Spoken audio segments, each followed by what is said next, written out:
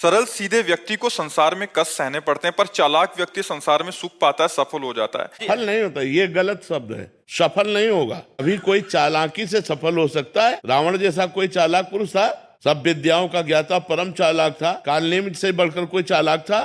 पूरी संजीवनी बूटी जैसी ही द्रोणागिरी में हर औषधि को कर दिया और साधु बनकर बैठ गए। हनुमान जी ने मार डाला, राम जी ने रावण को मार डाला, रहा न को कुल रोवन हारा। चालाक पुरुष सफल कैसे हो सकता? नहीं, सीधा सरल पुरुष कष्ट पा सकता है, पर सफल सीधा और सरल सच्चाई पर चलने वाला हो। जैसे धर्मराज युधिष्ठिर बिल्कुल सीधे थे, यहां तक इतने सीधे थे कि युद्ध क्षेत्र में कल कौन सी रणनीति है वो जाके दुर्योधन सीधे पूछ लेता था। भ्राताश्री कल कौन सा चक्रव्यूह रचना है वो बता देते थे। इसीलिए भगवान दो बैठक करते थे, एक युधिष्ठिर के साथ और एक युधिष्ठिर से अलग। युधिष्ठिर के साथ जो बैठक की वो चक्रव्यूह रचना ही नहीं होगी, क्योंकि वो दुर्योधन को पता हो। इतने सरल थे कि वो आके पूछ लेते, वो पूरी बात बता देते थे। तो आप देखो विनाश किसका हुआ? चतुर चालाक, जिसके साथ शकुनी, दुशासन, कर्ण, दुर्योधन के साथ इतने चालाक, चालाकी की हद थे ये लोग। तो क्या ये लोग सफल हुए?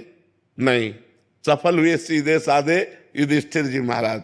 तो चालाक पुरुष तुम्हें सफल होते नजर आएगा, लेकिन सफल नहीं हो सकता।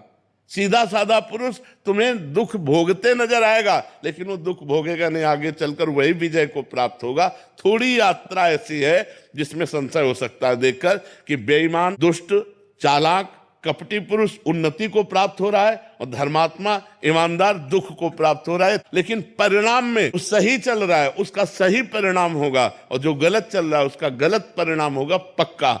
उसका पुण्य उसको साथ दे सकता है, लेकिन जो जीवन का परिणाम है वो ये पद नहीं है। मरोगे तो तुम्हारे साथ पद नहीं जाएगा, तुम्हारे साथ रुपया नहीं जाएगा, अच्छाई जाएगी, तुम्हारे सत्कर्म जाएंगे।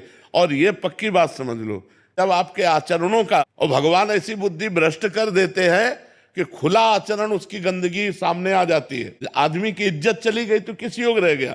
तो ये पक्का समझ लो, अच्छा पुरुष और धर्मात्मा पुरुष दुखी हो सकता है लेकिन हार नहीं सकता। विजय को वही प्राप्त होगा, ये निश्चित बात है। सामने से तो बहुत सुंदर दिखाई दे रहे और पीछे जो पाप कर रहे तो मालिक देख रहा है, उसका हिसाब मालिक करेगा। मालिक की दुकान में है सबका जीवन खाता। पाई भर का भी चूक नहीं होती हमारे मालिक से, एक एक बात का हिसाब होता है।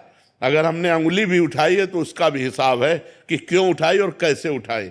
परमात्मा सबको देख रहा है, इसलिए ये मत जानो कि कोई देख नहीं रहा है, हम अच्छाई कर रहे हैं, हमें बुराई पर बुराई मिलती चली जा रही, कोई हमारे देख नहीं। परमात्मा देख रहा है। और जो एक है कि मैं छल कपट बुराई से बढ़ रहा हूं, तो देख लेना तुम नष्ट हो जाओगे।